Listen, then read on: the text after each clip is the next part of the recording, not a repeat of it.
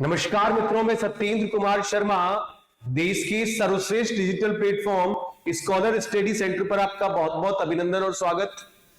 आज से अपन इतिहास के पिछली परीक्षाओं में आए हुए जितने भी प्रश्न हैं उन पर वृहद चर्चा करेंगे। उनका व्याख्यात्मक हल आपके सामने लेकर मैं प्रस्तुत हूं। क्वेश्चन नंबर 1 से पहला क्वेश्चन,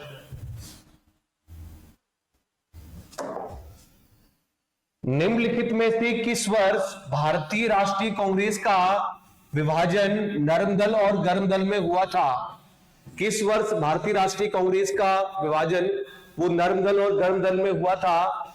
तो आपको पता है कि 1885 से 1905 का जो समय है, 1885 से 1905 का समय उदारवादी युग कहलाता है। उदारवादी युग 1805 से 1885 से 1905 का समय उदारवादी युग, उदारवादी युग कहा जाता है, उसे उदारवादी युग कहा जाता है।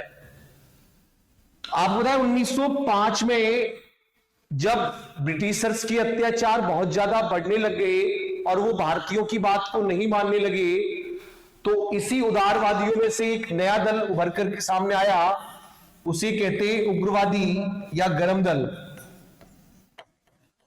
उग्रवादी या गरम दल, उग्रवादी या गरम दल। और इस गरम दल के जो प्रमुख नेता थे, गरम दल के जो प्रमुख नेता थे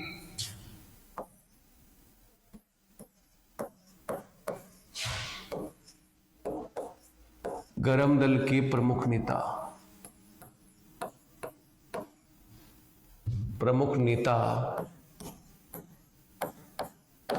गरम दल के प्रमुख नेता लाल नंबर 1, नंबर 2 बाल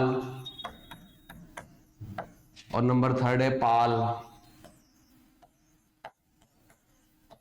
लाल, बाल और पाल। तो लाल से हो गया लाला लाजपत राय, लाल से हो गया लाला लाजपत राय, बाल से हो गया बाल गंगाधर तिलक, बाल से हो गया बाल गंगाधर तिलक, और पाल से हो गया विपिन चंद्र पाल, पाल से हो गया विपिन चंद्र पाल। ये जो तीनों नेता थे ये गरम दल के नेता थे, ये तीनों नेता थे ये गरम दल के नेता थे। और उससे पहले के जो नेता थे वो उदारवादी युग के समय वो नरम दल के नेता थे। नरम दल के नेताओं में प्रमुख थे दादा भाई नौरोजी, दादा भाई नौरोजी, दादा भाई नौरोजी, सुरेंद्रनाथ बनर्जी, सुरेंद्रनाथ बनर्जी, सुरेंद्रनाथ बनर्जी, सुरेंद्रनाथ बनर्जी और गोपाल कृष्ण गोखले, गोपाल कृष्ण गोखले, गोपाल कृष्ण गोखले ये प्रमुख नेता थे। गोपाल कृष्ण गोखले ये उदारवादियों के प्रमुख नेता थे, मतलब नरम दल के प्रमुख नेता थे। अब आपको ये बात पता होनी चाहिए कि 1907 में, बहुत इंपॉर्टेंट लाइन लिख रहा हूं, बहुत इंपॉर्टेंट लाइन, बहुत जबरदस्त लाइन लेके आपके सामने प्रस्तुत हूं।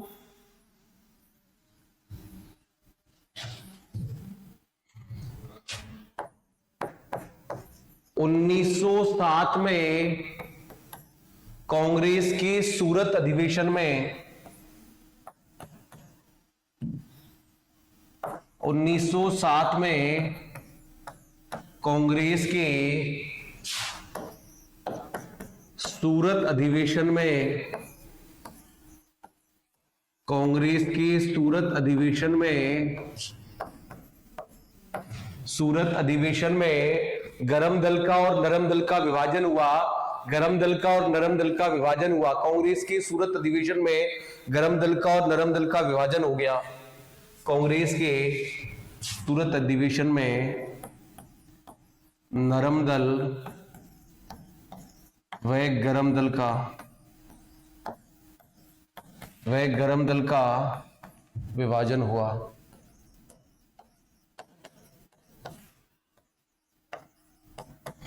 नरम दल व गरम दल का विभाजन हुआ। ओके बोलो, आगे चलो नेक्स्ट अगले क्वेश्चन पर।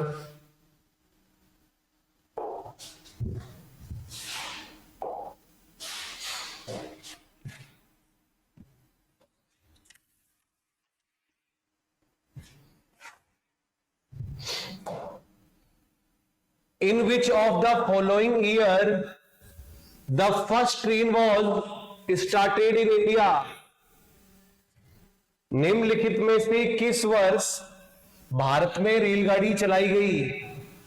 1853, 1854, 1855, 1852। किस वर्ष रेलगाड़ी चलाई गई? तो आपको पता है भारतीय रेलवे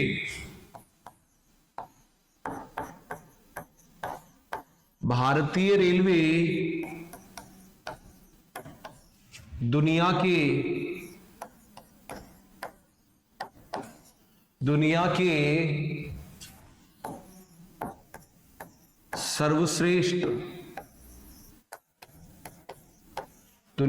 सर्वश्रेष्ठ 5 रेलवे नेटवर्क्स में आता है।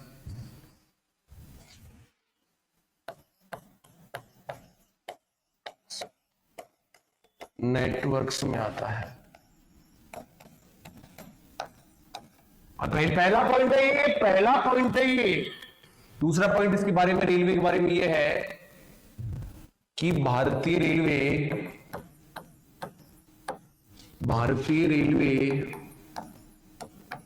में लगभग 20 लाख लोग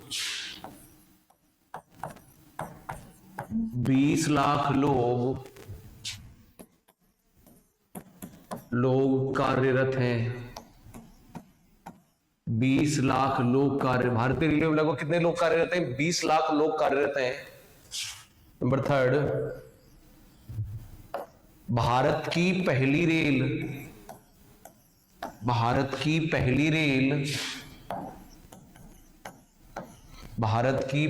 रेल मुंबई से ठाणे के बीच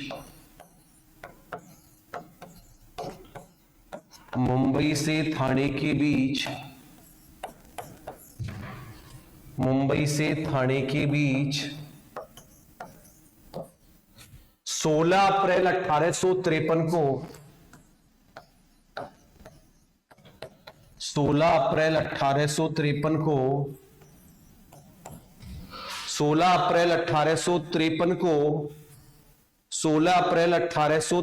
को 3:35 पर दोपहर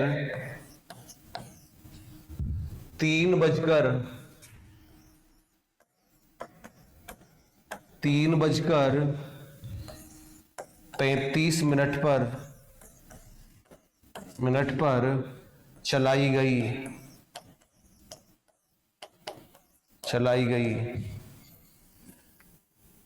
इस ट्रेन में आपको यहां तक मैं समझता हूं, यहां तक आपको क्लियर होगा। भारत की पहली रेलगाड़ी 16 अप्रैल 1853 को दोपहर 3:45 पर चलाई गई और इसकी जो ड्यूरेशन, भारत का जो रेलवे नेटवर्क है वो दुनिया के 5 बेहतरीन नेटवर्कों में से एक है। 20 लाख लोगों को इसने रोजगार दे रखा है। 20 लाख लोगों को इसने रोजगार दे रखा है।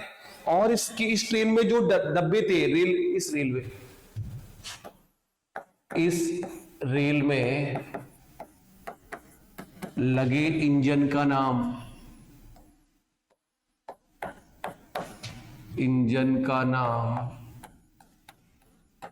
सिंधु और साहिब था।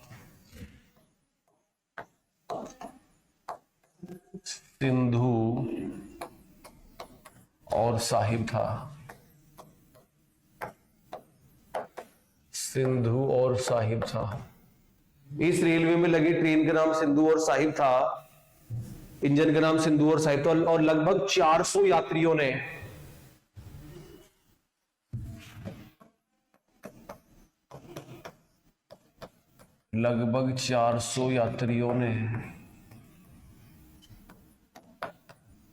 इस ट्रेन में सफर किया।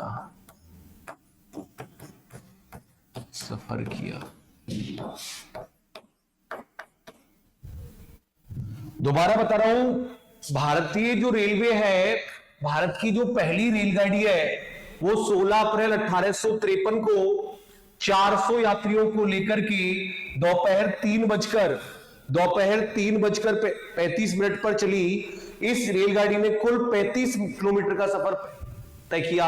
कई बुक्स में 34 किलोमीटर भी दे रखा है। इस रेलगाड़ी ने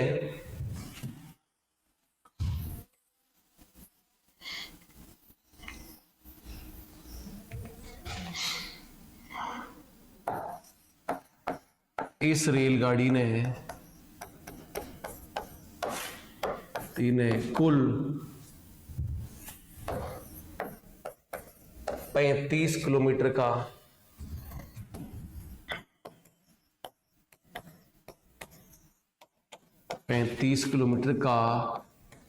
सफर तय किया। 35 किलोमीटर का सफर तय किया और लगभग 20 लाख लोगों को ये जो ट्रेन है ये रोजगार देती है। आगे चल रहे हैं, नेक्स्ट अगला क्वेश्चन।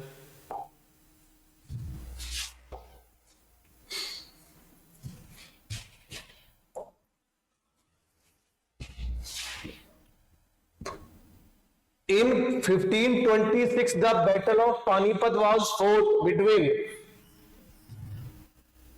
1526 में पानीपत की लड़ाई खालिस्तान बीच लड़ी गई। हुमायूं और शेर खान, अकबर हेमू, बाबर और इब्राहिम लोदी, बाबर और राणा सांगा, किसके बीच में पानीपत का युद्ध लड़ा गया था? तो आपको पता है कि लोदी वंश का अंतिम शासक,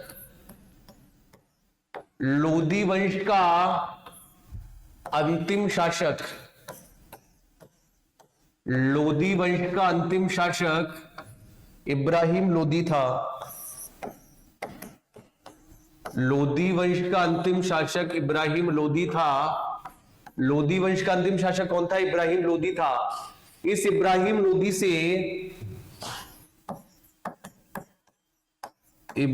लोदी से दो व्यक्ति बहुत परेशान थे। इब्राहिम लोदी से दो व्यक्ति बहुत परेशान थे। एक तो इसके खुद की अधीनस्थ, जिन्हें कहते हैं अमीर अफगान, जिन्हें कहते हैं अमीर अफगान, और दूसरा जो इसका शासक है, दूसरा जो इसका राजस्थान का राणा सांगा, राजस्थान का राणा सांगा। निंदक नियरे राखिए आंगन कुटी छवाए, बिन पानी साबुन करे निर्जर करे सुहाए। राजस्थान का राणा सांगा और एक पंजाब का दौलत खान लोधी।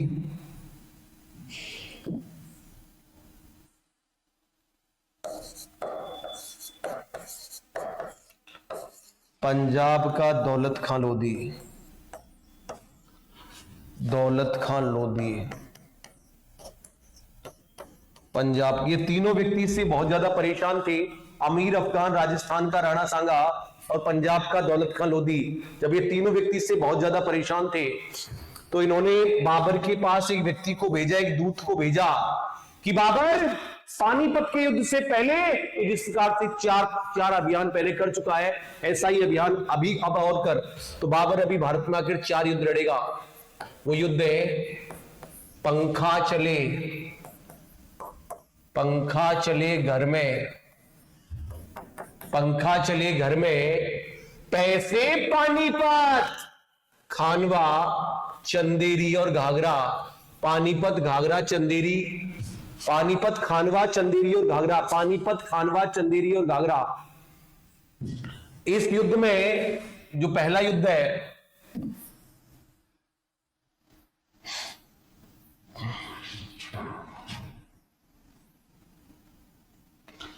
पहला जो युद्ध है वो 26 में लड़ा गया। 1526, 1527, 1528 और 1529। 1526, 1527, 1528 और 1529 4 युद्ध हुए। पहला जो युद्ध है पानीपत का,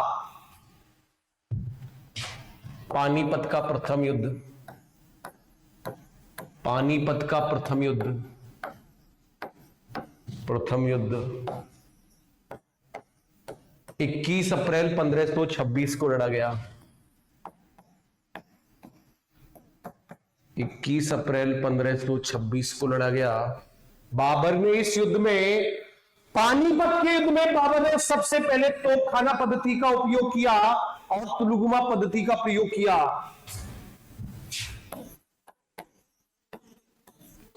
पानीपत के युद्ध में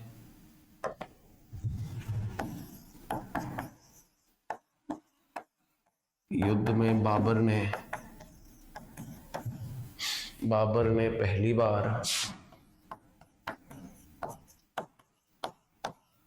पहली बार तोपखाना पद्धति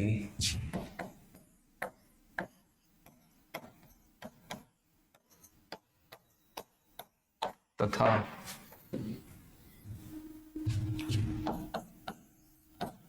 तुलुगुमा पद्धति का प्रयोग किया।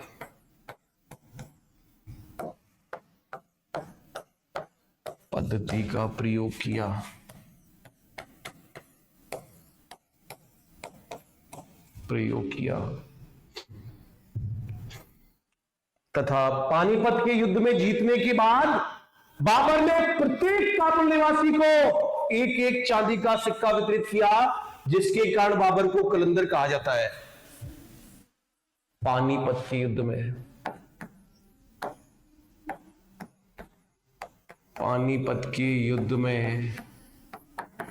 विजय के बाद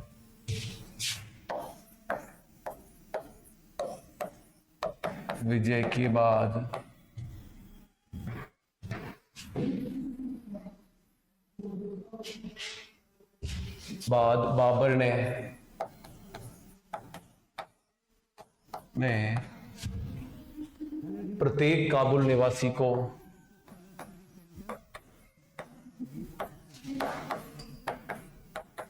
प्रत्येक काबुल निवासी को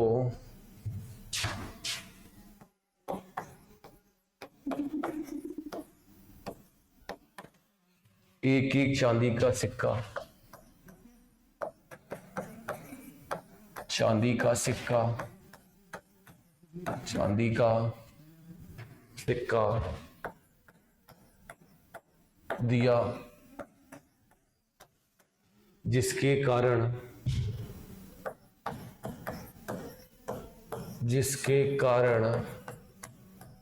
जिसके कारण बाबर को कलंदर कहा जाता है। पानीपत के युद्ध के बाद बाबर ने प्रत्येक काबुल निवासी को एक एक चांदी का सिक्का दिया, जिसके कारण बाबर को कलंदर कहा जाता है। दूसरा युद्ध बाबर ने खानवा का लड़ा, तीसरा चंदेरी का और चौथा घाघरा का। तो पानीपत का जो युद्ध है वो 21 अप्रैल 1526 को बाबर और इब्राहिम लोदी के बीच लड़ा गया था। अगला क्वेश्चन चल रहा है नेक्स्ट।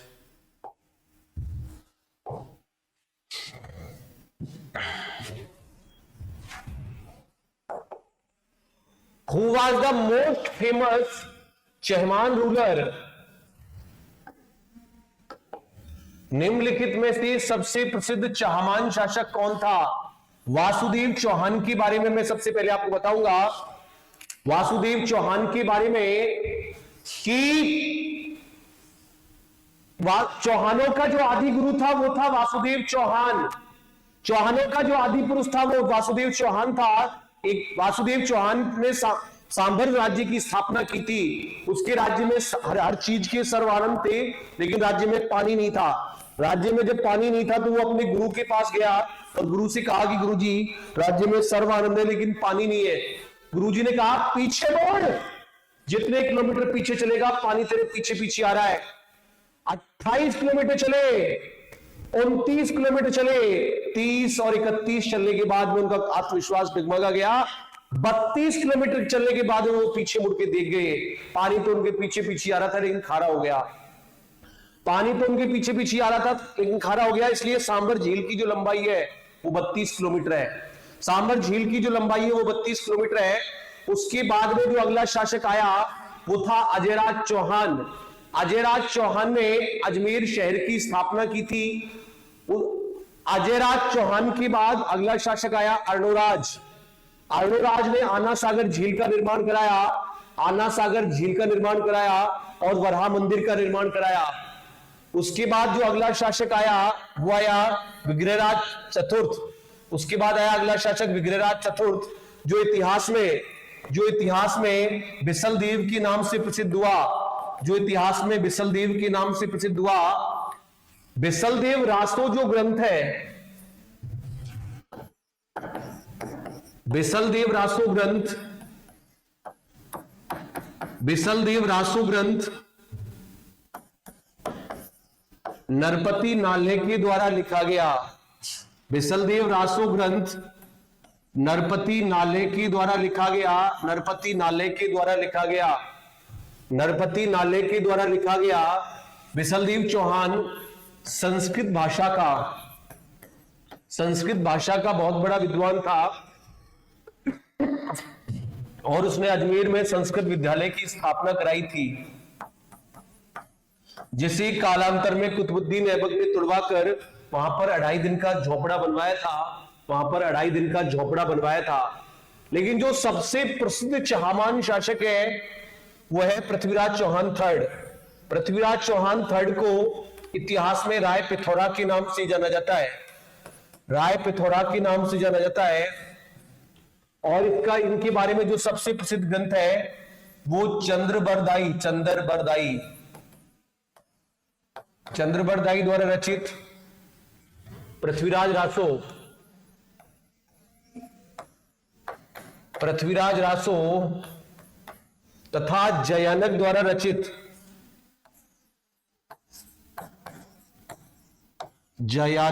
रचित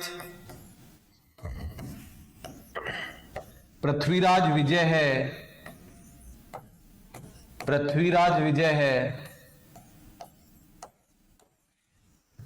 जयानक द्वारा रचित पृथ्वीराज विजय है, ठीक है ना।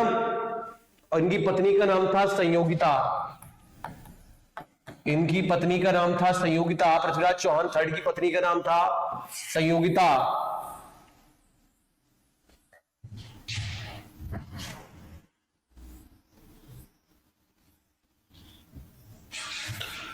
पृथ्वीराज चौहान के पिता का नाम, पृथ्वीराज चौहान के नाना का नाम था अनंगपाल, जो दिल्ली के तोमर वंशीय शासक थे, पिता का नाम था सोमेश्वर, और माता का नाम था कर्पूर देवी। आपको पता है कि जो ये दिल्ली का शासक था अनंगपाल, इसके कोई बेटा नहीं था, बेटी तो थी कर्पूर देवी। इसलिए ये पृथ्वीराज चौहान थर्ड को गोद ले लेते हैं, पृथ्वीराज चौहान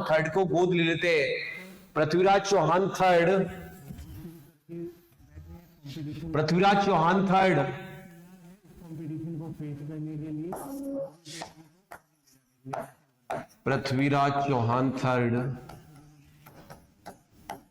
और मोहम्मद गौरी के बीच एक युद्ध हुआ, और युद्ध का नाम था तराइन का प्रथम युद्ध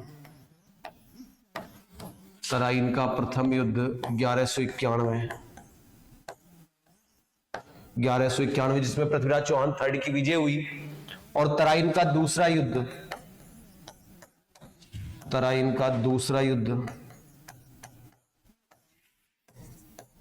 1192, ठीक है। अगले क्वेश्चन चल रहे हैं।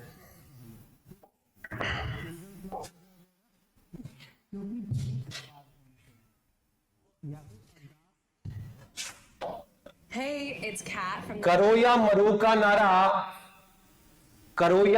का नारा निम्नलिखित में से किस स्वतंत्रता सेनानी के द्वारा दिया गया था?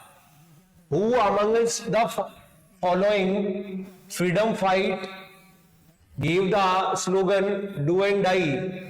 ये नारा महात्मा गांधी के द्वारा दिया गया था। ये नारा महात्मा गांधी के द्वारा दिया गया था। आपको पता है कि महात्मा गांधी 1893 में दक्षिण अफ्रीका गए थे तथा 1915 में दक्षिण अफ्रीका से भारत लौटे थे। 9 जनवरी 1915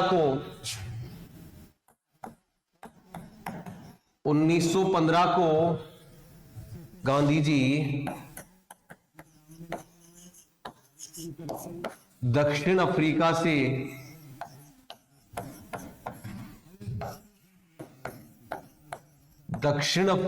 भारत लौटे थे।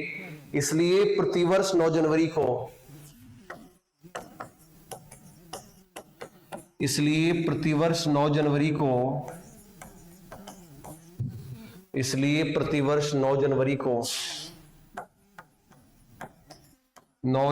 को भारतीय प्रवासी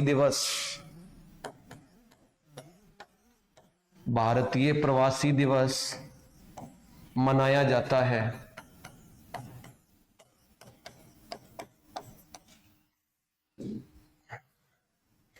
आपको बताया कि महात्मा गांधी को महात्मा की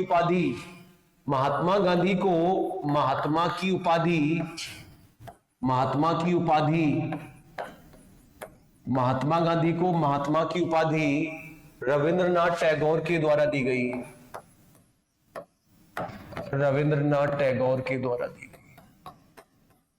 महात्मा गांधी को जो महात्मा की उपाधि थी वो रविंद्रनाथ टैगोर के द्वारा दी गई थी। ठीक है ना? क्योंकि महात्मा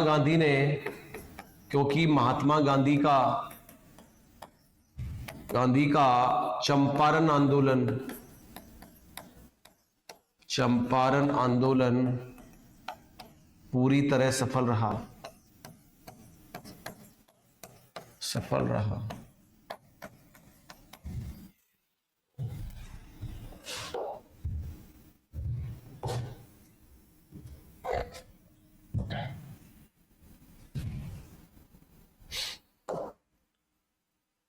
गिफ्ट टू मोनोथीज पुस्तक किसके द्वारा लिखी गई? तो गिफ्ट टू मोनोथीज जो पुस्तक है, गिफ्ट टू मोनोथीज पुस्तक राजाराम मोहन राय के द्वारा लिखी गई थी। राजाराम मोहन राय ने की जो प्रसिद्ध पत्रिका है उसका नाम था संवाद कौमुदी के रचयिता भी राजाराम मोहन राय थे।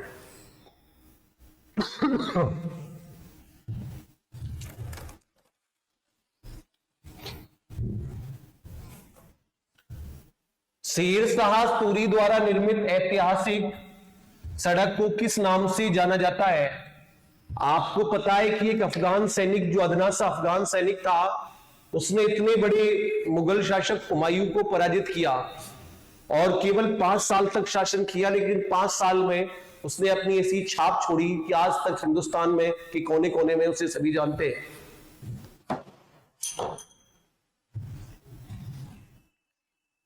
शेरशाह सूरी, बचपन का नाम था फरीद। आपको ध्यान है कि शेरशाह सूरी और हुमायूं के मध्य 2 युद्ध हुए। 2 युद्ध हुए। पहला युद्ध था चौसा का युद्ध। पहला युद्ध था चौसा का युद्ध और दूसरा युद्ध था कन्नौज का युद्ध या बेलग्राम का युद्ध।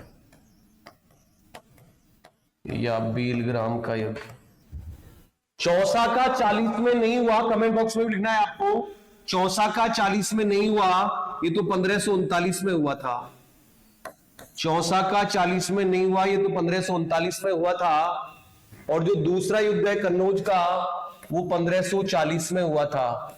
दोनों युद्धों में शेरशाह सूरी की शेरशाह सूरी की विजय हुई थी। दोनों युद्धों में शेरशाह सूरी की विजय हुई थी। अफगान सैनिक शेरशाह सूरी की विजय हुई थी। जो ग्रांड ट्रक रोड है, ग्रांड ट्रक रोड की जो कुल लंबाई है वो 2400 किलोमीटर है। ग्रांड ट्रक रोड की कुल लंबाई 2400 किलोमीटर है। और इस ये साम्राज्य को एक सूत्र में पिरोने वाला, पुराने वाला बहुत जबरदस्त रोड है। 1857 की क्रांति के दौरान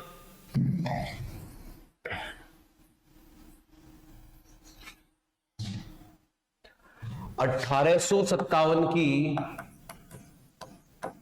क्रांति के दौरान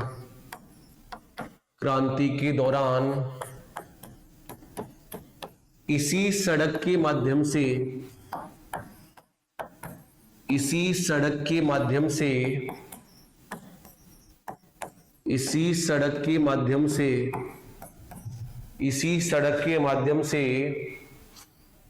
अंग्रेजों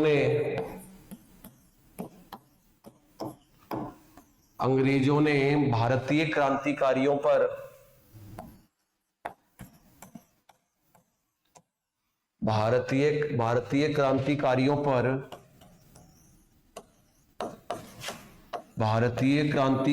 पर विजय प्राप्त की थी।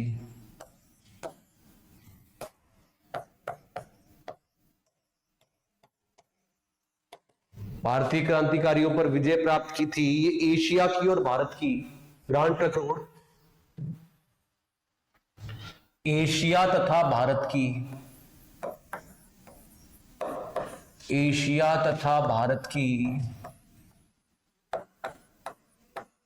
की सबसे पुरानी रोड है।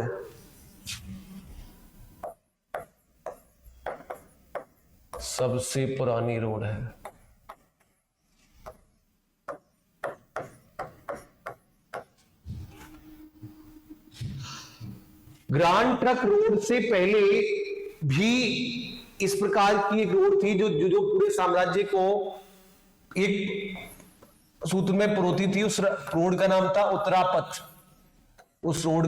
उत्तरापथ।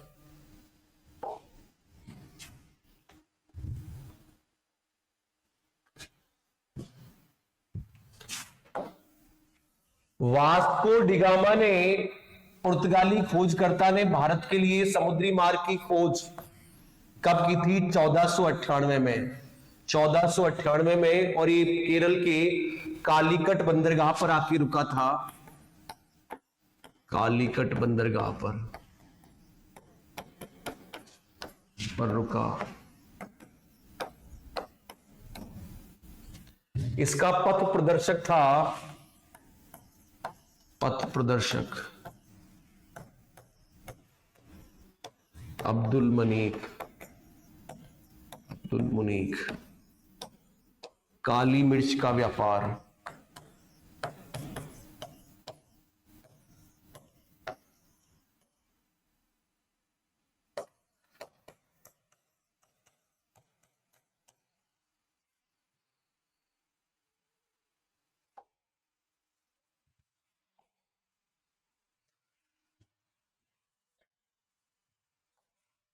सिंधु घाटी सभ्यता की विशेषता थी, तो व्यवस्थित शहरी समाज इनकी विशेषता थी। यहां से पक्की सड़कों के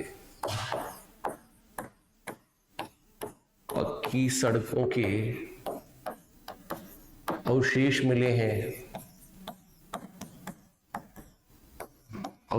मिले हैं।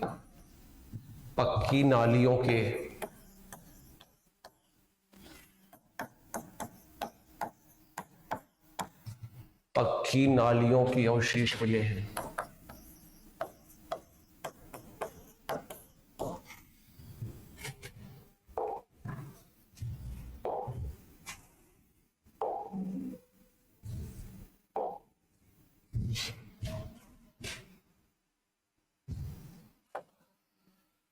किसकी मूर्ति सिंधु घाटी सभ्यता के लोगों के लिए एक महत्वपूर्ण रचना थी? नर्तकी की मूर्ति सिंधु घाटी सभ्यता के लोगों के लिए एक महत्वपूर्ण रचना थी।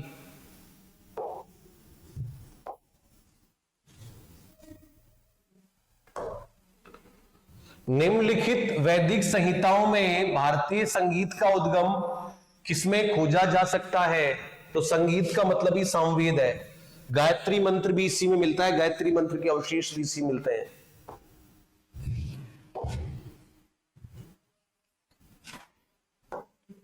निम्नलिखित में से योग के प्रणेता कौन थे? तो योग के प्रणेता थे पतंजलि। पतंजलि के ग्रंथ का नाम था महाभाष्य। पतंजलि के ग्रंथ का नाम था महाभाष्य।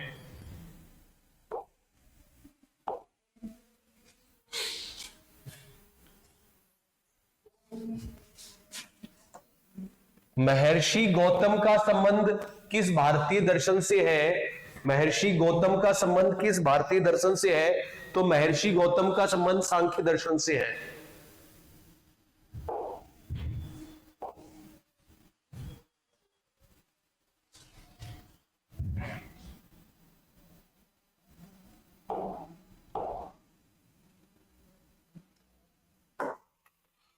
वैदिक लोगों द्वारा किस धातु का प्रयोग किया गया? तो वैदिक लोगों द्वारा तांबे का प्रयोग किया गया। ये लोहे और घोड़े से परिचित थे। लोहे व घोड़े से परिचित थे।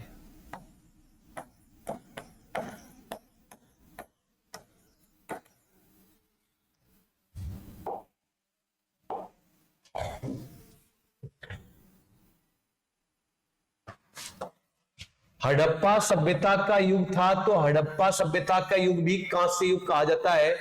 हड़प्पा सभ्यता का युग भी कांस्य युग कहा जाता है। हड़प्पा सभ्यता में हड़प्पा सभ्यता में लोथल ऐसा स्थल है, लोथल ऐसा स्थल है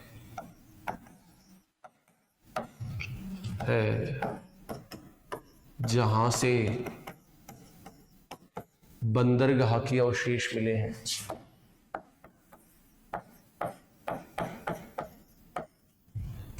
ये अवशेष मिले हैं।